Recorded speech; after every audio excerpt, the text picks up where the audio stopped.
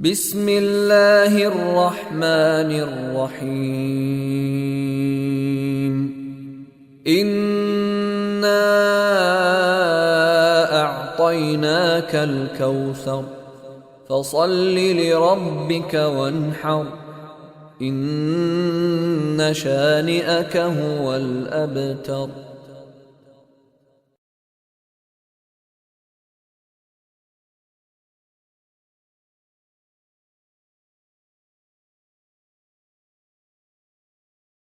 It's one of the shortest yet most profound chapters you'll find in Islamic scripture, Surah Al Kauthar. We're talking just 3 verses. That's it.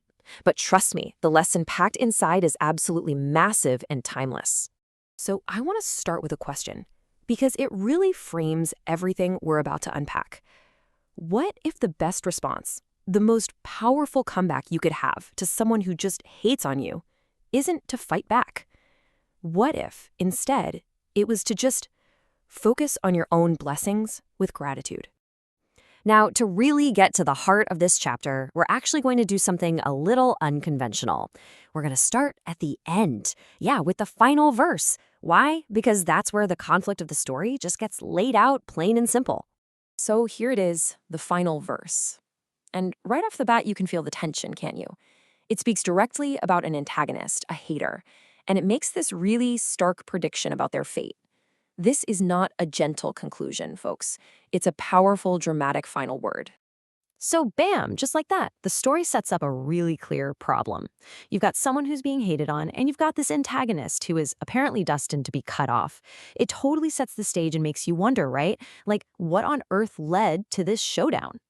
Okay, so now that we've established the conflict, let's rewind. Let's go all the way back to the beginning of the chapter to see the divine response. And this is where the story takes a really unexpected and honestly a fascinating turn. You'd probably expect the response to be some kind of direct counterattack, right? A divine clapback? But that's not what happens at all. Instead of even focusing on the enemy, the response is a promise. It's a gift given directly to the person being targeted. And here is that gift laid out in the very first verse. And just listen to how personal this is. To thee have we granted the fount of abundance. The response just completely bypasses the hater. It doesn't even acknowledge them. It just bestows this incredible gift instead. So what exactly is Al Kauthar? Well, it's often translated as the fount of abundance. But let's be clear, this isn't just about having a lot of stuff. Think about it. A fount is a source, right? It's something that continuously flows and never runs dry. So this implies this overwhelming, unending stream of goodness, blessings, and legacy. Okay, so just imagine, in the face of all this negativity, you've just been granted this immense, unending source of good. So what do you do? What's the proper response? Well, the second verse gives us a super clear 2-part instruction. And the instructions are really simple and direct. First, turn to thy Lord in prayer. And second, in sacrifice. Now, these aren't just random commands. They're powerful acts of devotion. And really, at their core, they are acts of gratitude. It's how you acknowledge the source of all that abundance you've just received. And right there, that's the core strategy of this whole chapter. You see what's happening? The focus is deliberately shifted away from the external drama, away from the hater, and it's turned inward. It's a call to strengthen your own spiritual connection through pure thankfulness. All right, so now we can circle back to that final verse, the one we started with, because now that we have all this context about abundance and gratitude, the antagonist's fate is going to make a lot more sense. The specific word used here is abtar. Now, it means to be cut off, but it is so much deeper than just being defeated.